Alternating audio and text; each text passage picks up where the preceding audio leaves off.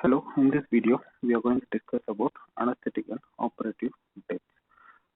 Here, before going to the actual topic, the types of anesthesia, and followed by the introduction part relating to anesthetic and operative deaths, followed by types of anesthesia, and what are the most common etiologies by which it can result in a death, and followed by operative deaths, the complications of uh, operations have been discussed and followed by and in the last section of the video we are going to discuss about medical legal aspects of the anesthetic and operative deaths.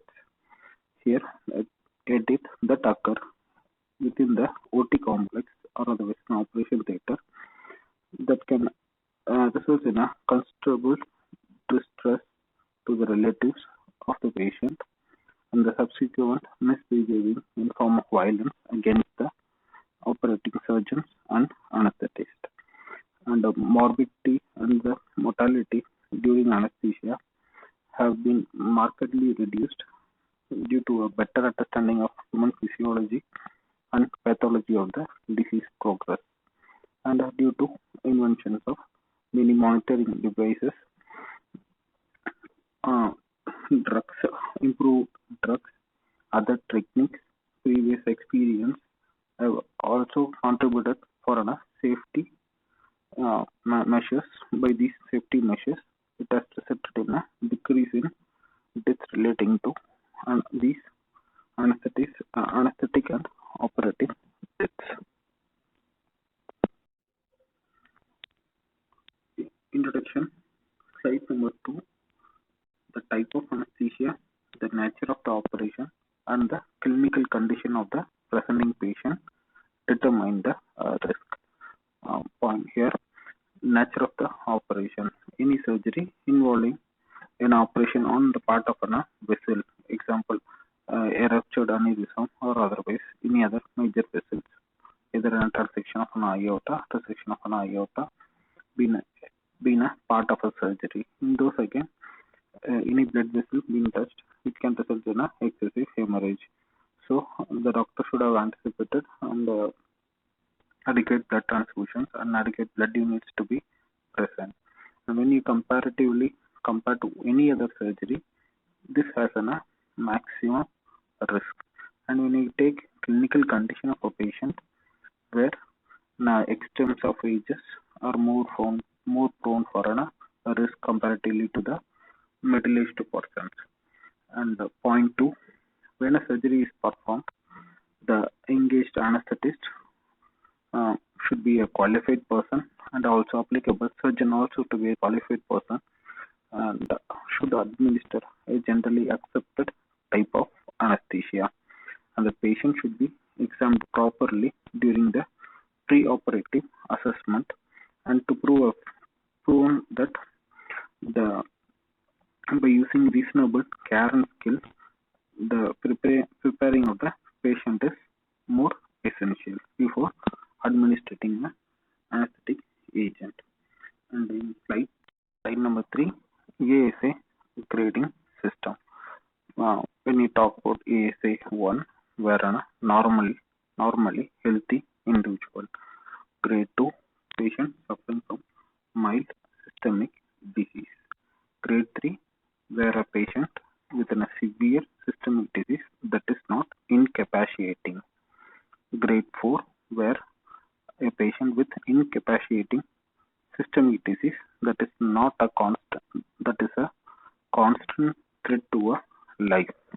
And grade 5, where a morbid patient who is not expected to survive for 24 hours with or without operation.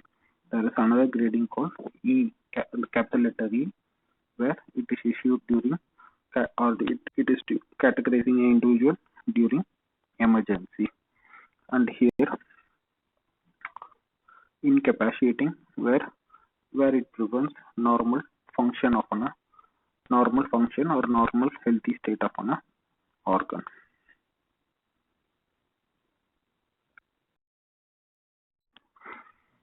Slide number 4. Here, a death can be divided into death due to anesthetic procedures can be divided into two. One such is the administration of an anesthetic, but which is not due to the agent itself.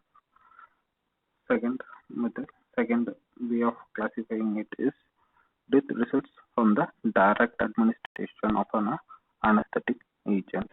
Here, the anesthetic agent is not responsible. Here, anesthetic agent is being responsible. And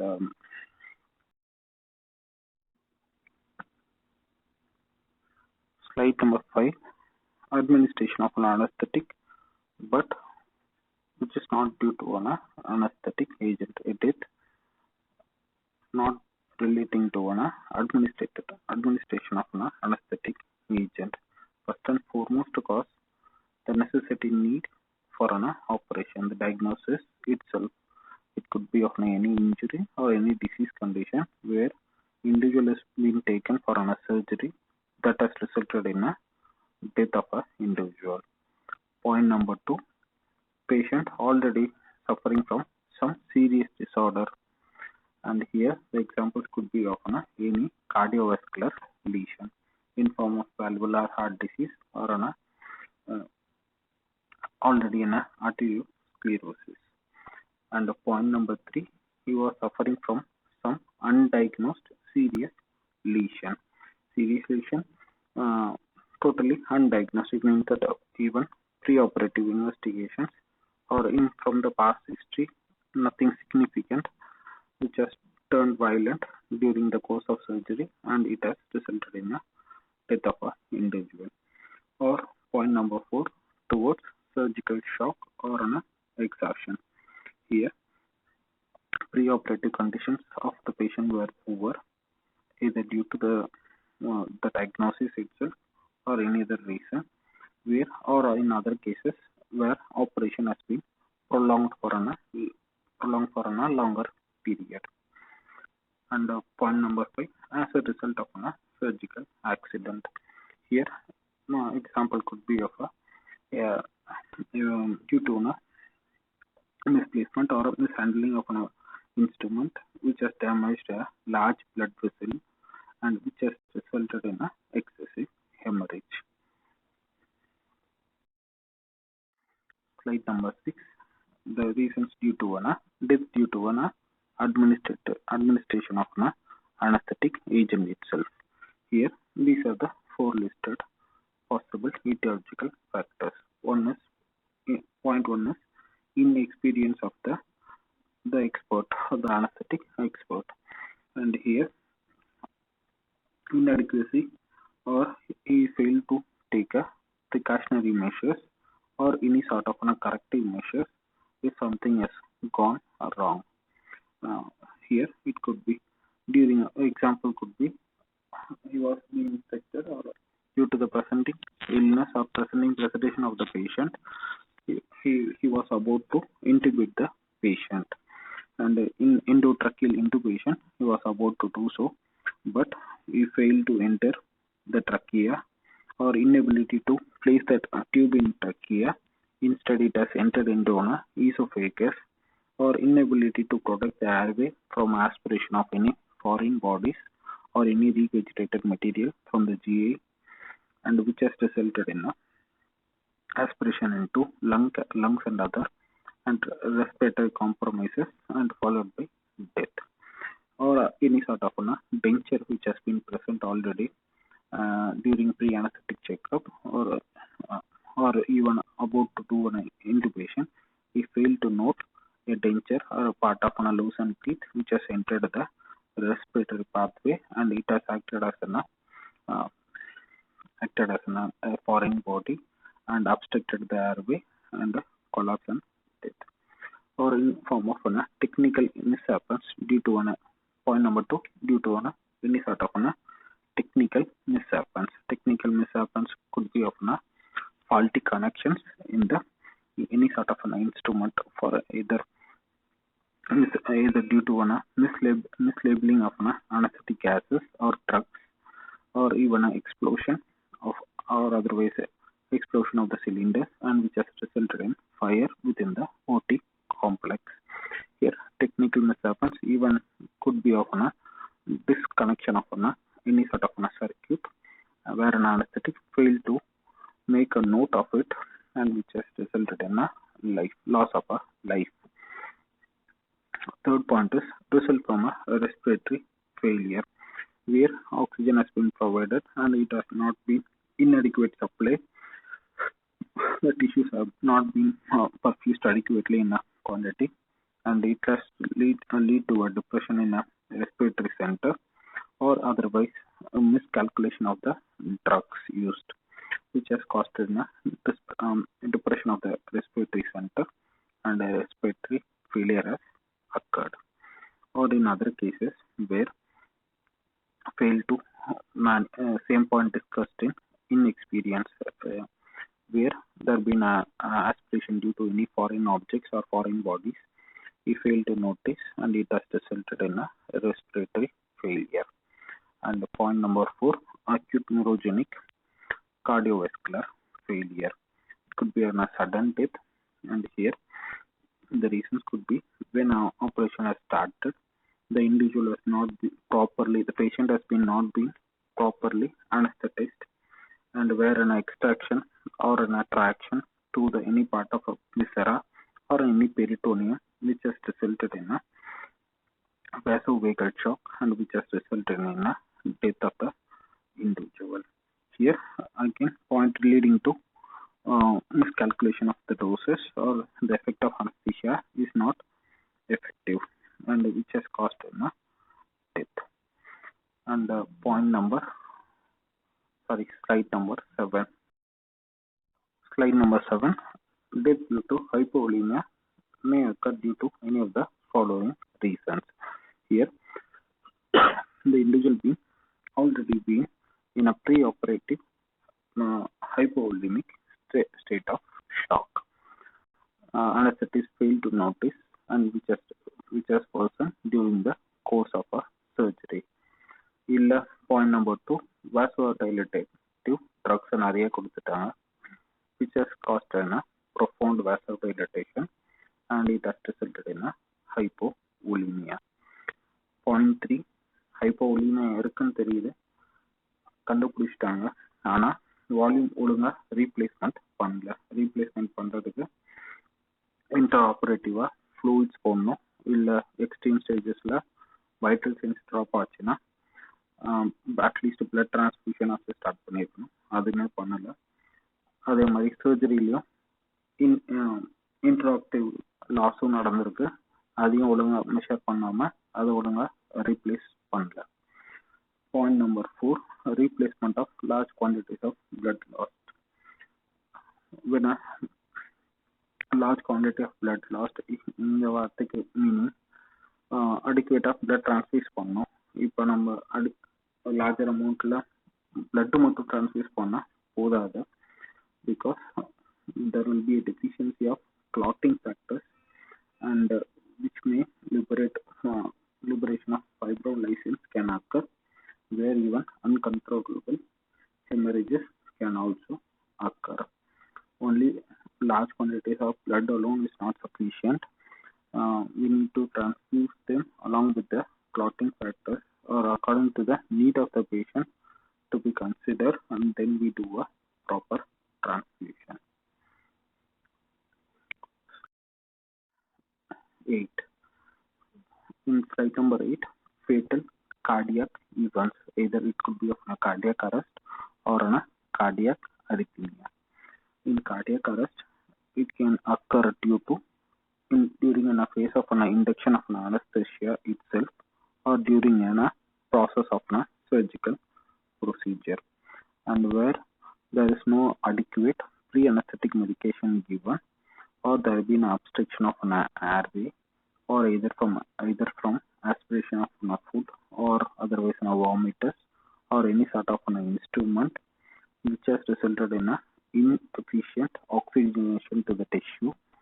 So followed by there is an excessive accumulation of CO2, and which has resulted in a cardiac arrest. And here point number 2 towards cardiac arrhythmias.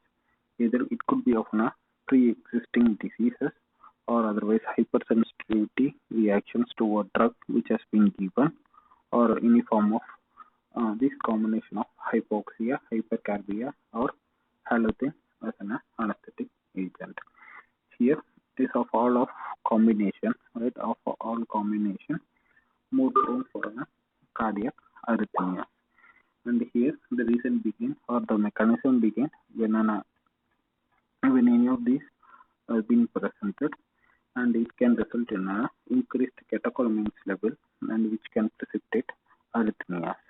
And point number 4 is the electrolyte imbalance. Electrolyte imbalance could be of any of the component, and most commonly with sodium and potassium, it can result in cardiac arrhythmias. Slide number 9, complications of anesthesia. Either it could be of an hypoxemia, aspiration of a foreign material, atelectasis, pneumonia, pulmonary edema, pneumothorax, bronchospasm, air embolism, oxygen intoxication, or otherwise neurological sequelae. And here there are some conditions where we can't make out in a autopsy. One such is if a death due to a bronchospasm, which can be made out in autopsy. And if there been a from the previous slide, right, there been a presence of cardiac arrhythmia, those are not an autopsy finding, and very difficult to find those. It can't be found out.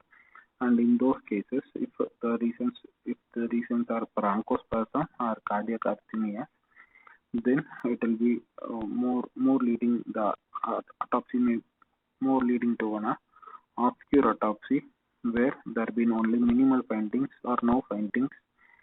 So ultimately, it can lead to a negative autopsy. And if it been any of the case like aspiration of a foreign material, either in a gas which has been inhaled or which has been aspirated, or otherwise any of the material which has been aspirated, on autopsy we can able to find. So pneumonia, pulmonary edema, rest other conditions in the slide can be looked after, and they can be made as an opinion on autopsy, except bronchospasm and cardiac arrhythmias.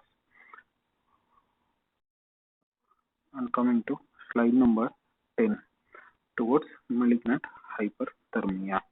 And here malignant hyperthermia is nothing but a rare autosomal dominant inherited condition where body temperatures increase suddenly, where it can even increase up to 40 to 45 Celsius, where associated with temperature increase associated with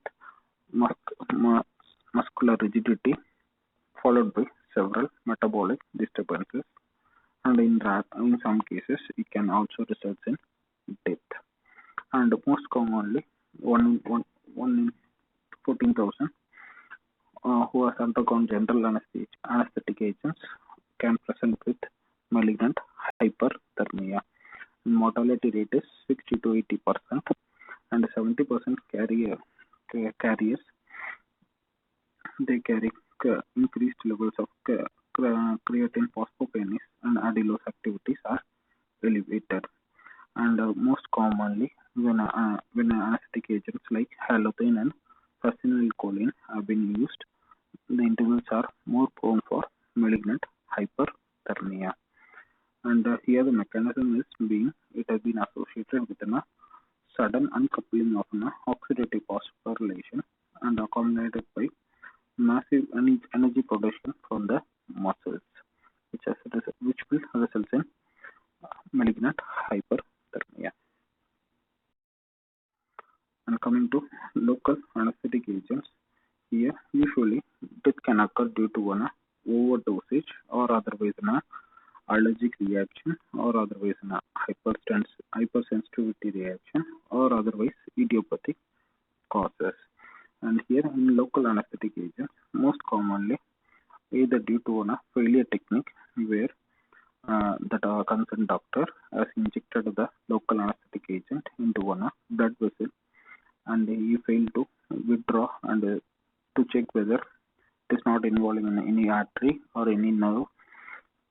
is injected and which can result in a sudden death. And in some cases where nearly normal individual has been taken for a local any sort of a local procedure or either in a suturing or otherwise in a restriction excision of a lipoma, where before giving any local anesthetic agent, uh, there should be some precautions taken. One such is the history in history point of view, history relating to any sort of allergic disorders or any previous past history of allergic manifestation to be asked. Then, after preparing or after maintaining aseptic precautions, and a local anesthetic can be given.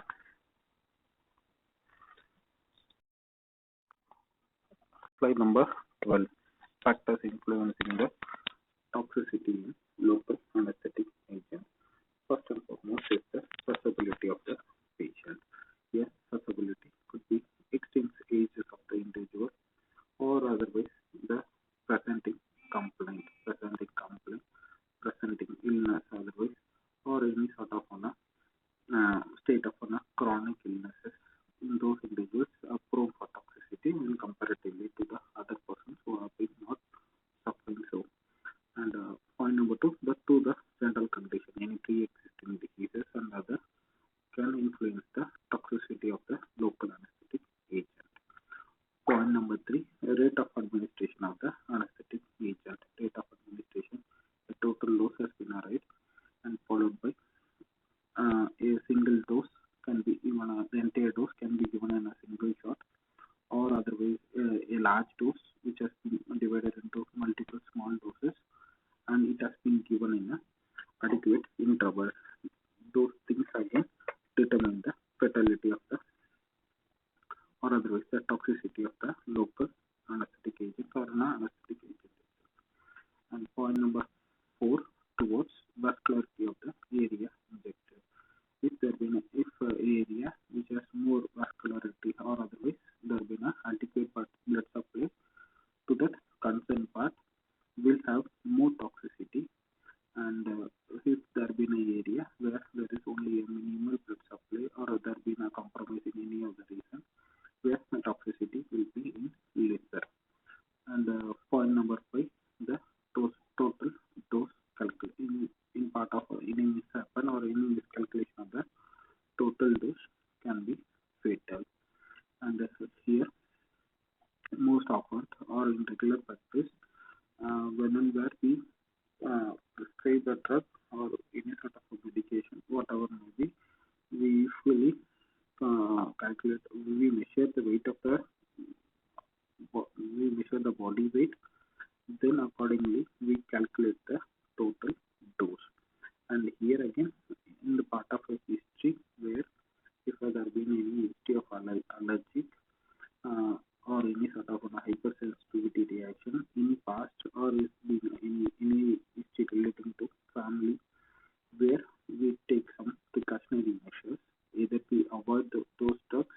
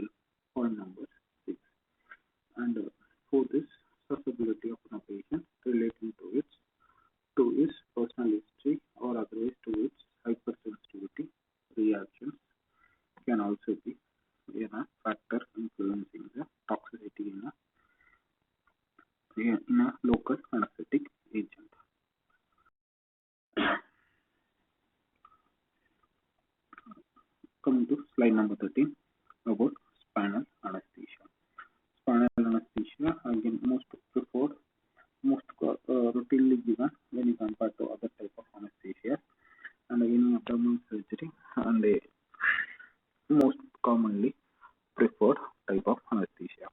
And here on the giving spinal anesthesia, there are possibility of getting complications or even adverse side effects, out of which the painful headache is the most common uh, issue or most common adverse effect of a spinal anesthesia, and comparatively other side effects are uh, can be occurring in other individuals, but most of the individuals may suffer from a lumbar puncture headache or otherwise a headache on the consecutive days following administrating a spinal anesthesia. And 14, uh, these are the listed complications of a spinal anesthesia. First, such is hypotension due to paralysis of a sympathetic outflow is the most common complication, and followed by any sort of pre-existing heart diseases can be accelerated, and it can even result in insufficiency and may be precipitated during a course of spinal anesthesia, and in extreme it can even lead to cardiac and respiratory arrest. And in some cases where after administration of spinal anesthesia, unnatural stimulation of vagus nerve, and it can result in a cardiac inhibition. And again, death is sudden, and most commonly a diffusion of both NI agent beyond the lower cord affecting the vital centers. And a point towards lumbar puncture headache, again uh, almost a quarter of a patient who was recovering from spinal anesthesia will complain of a headache issue. And lastly, it can even result in a permanent paralysis of the muscle of one eye, and even it could be an issue in a later point of time. Chronic adhesive arachnoiditis or cauda equina or otherwise dysfunction of a bladder rectum can also be the complications of spinal anesthesia.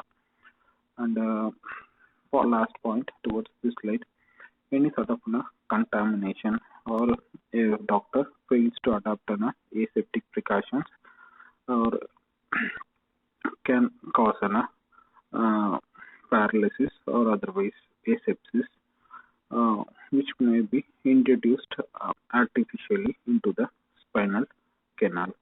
And here again, the issues could be a part of a negligence, right? Part of a negligence where any surgery, any infusion or any sort of an injection is about to be given, the area to be prepared and the area to be sterilized, then these agents can be infused into the part of the body, and here it can lead to a paraplegia and other things.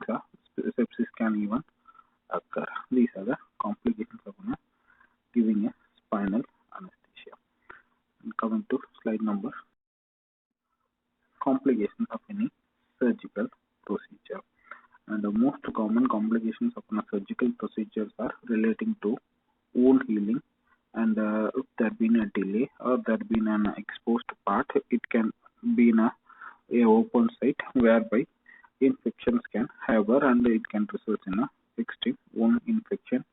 And if it continues or if it has been neglected or otherwise there been a delay in treatment, and it can even be fatal, and the possible sequelae will be infection followed by sepsis, and it can lead to collapse of the individual.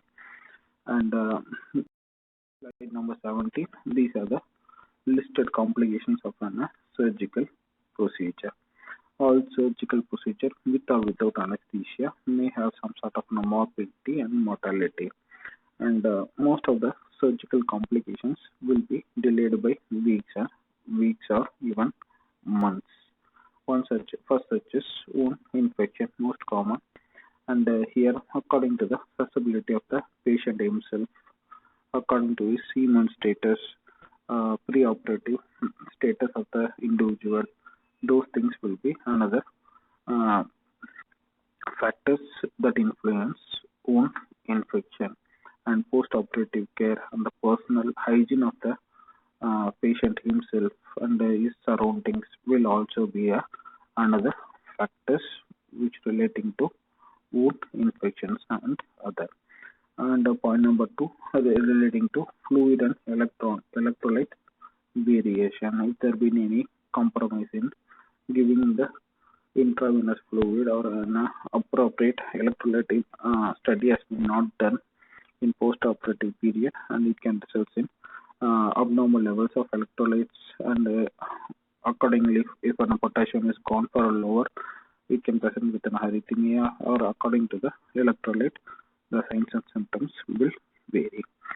And towards point number three, pulmonary and renal problems are also been an issue relating to complications of surgery.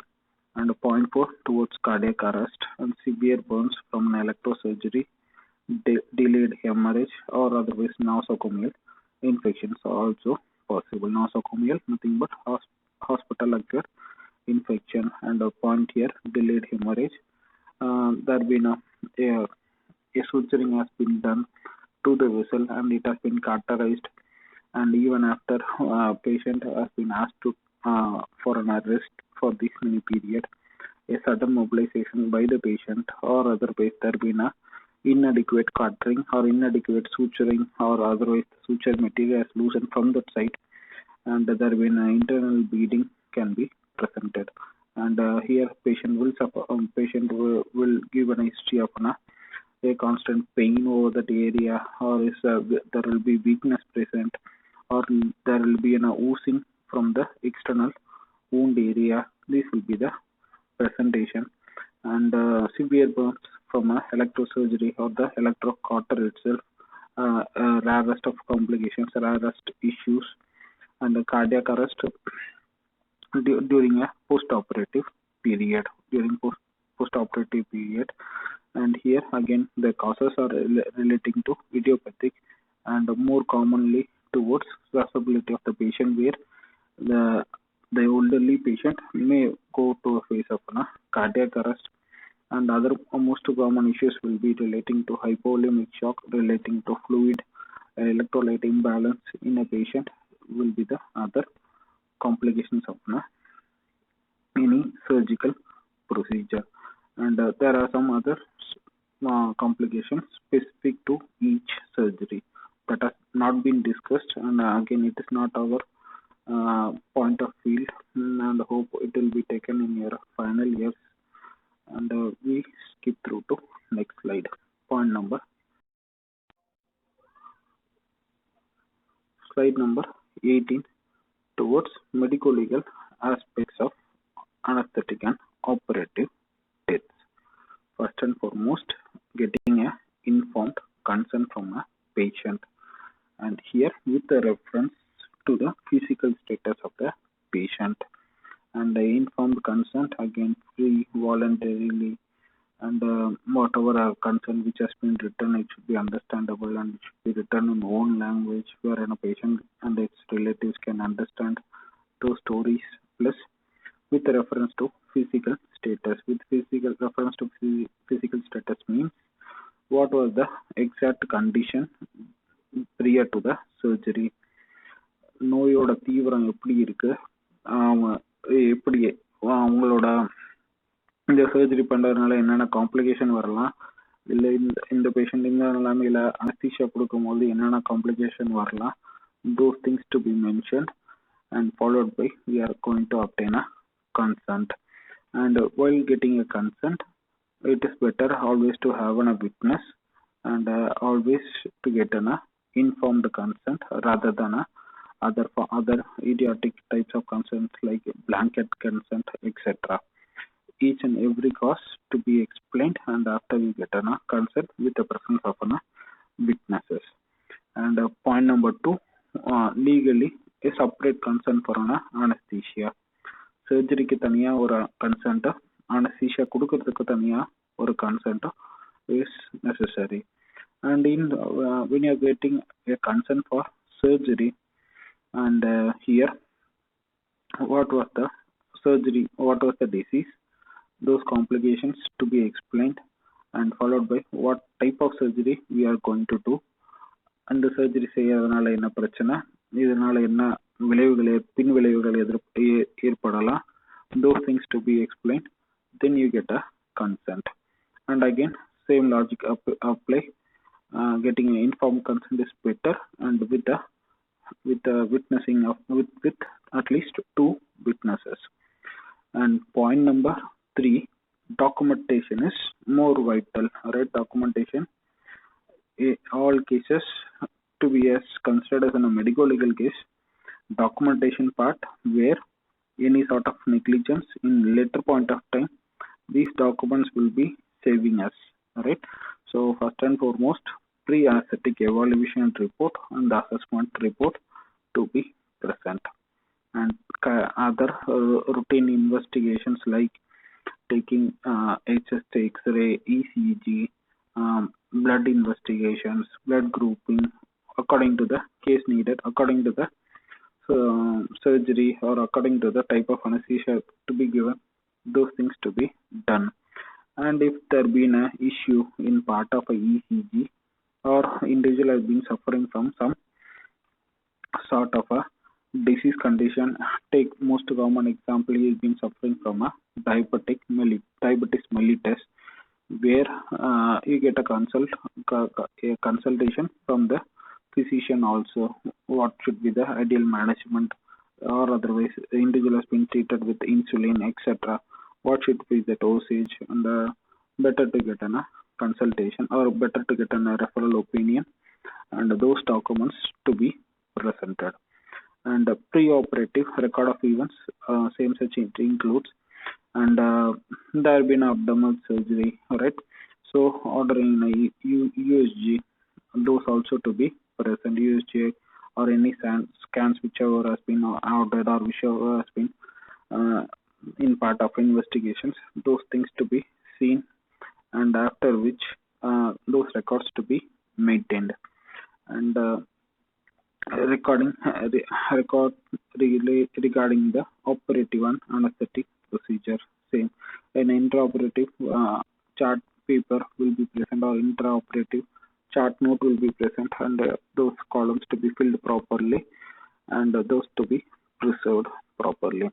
And in operative, again operative notes, what was the surgery and exact time, and what was the when it was being started, what was the dose of the drugs given, etc. will be filled, and what was the surgical procedure to be explained in detail, and those record also to be documented properly, and it should be present along with the case report. And in later point of time, a falsification of or otherwise record snatching or scratching should not be done.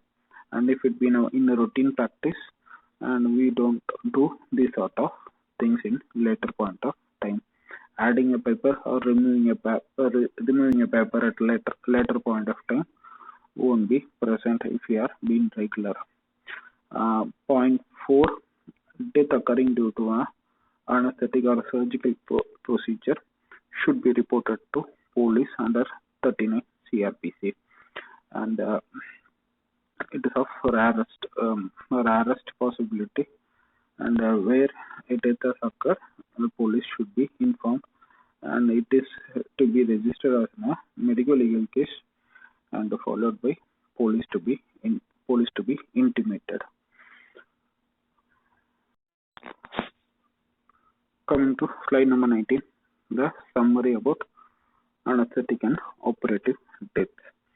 First and foremost thing is proper complete history taking is more vital, and here most important key aspects like history of allergy, or is there been any history of hypersensitivity reaction, or is there been any admission relating to these issues in past to be documented, and if there been any diseases which runs in hereditary, those are going to be documented.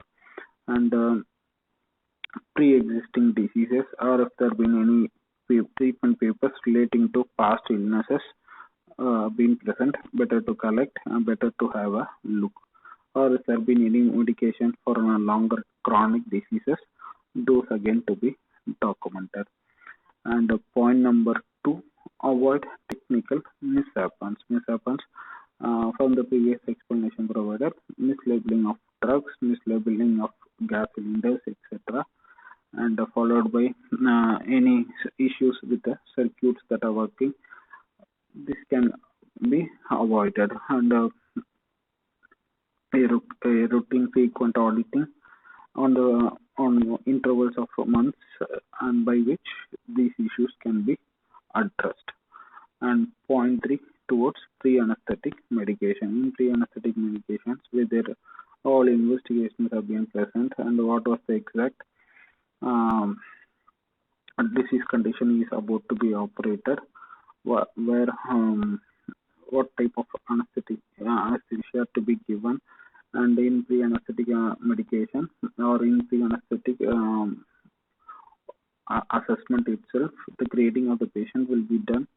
And in the part, we also look for any artificial dentures, etc., or ECG. What was the pattern? If there been a query, better to get a physician opinion, or if there been he is been suffering from any sort of a chronic disease conditions and is being taking treatment for a longer term, better to consult again and to get an opinion regarding the fitness for the surgery.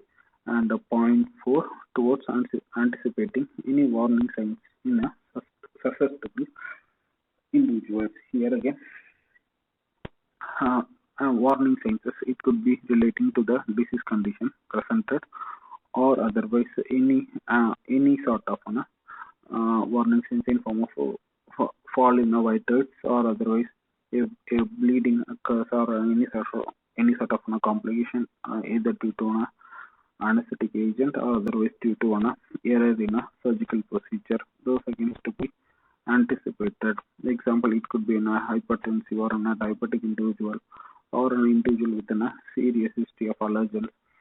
Those susceptible individuals, we anticipate warning signs, and we need to be ready, and we need to treat those individuals. In mean course, if the signs have been extremely grave, we need to be ready to resuscitate the individual, and being as an authority, we need to license the individual. And these are about the entire description relating to, or a theory part relating to anesthetic and operative death. And in next video, we will be saying about how to approach a case of death relating to anesthesia and surgical procedures. If there have been any doubts, query, address either through any of the social media links or otherwise in the comment section below. Thank you so much for your patient listening. We will see you in the next video.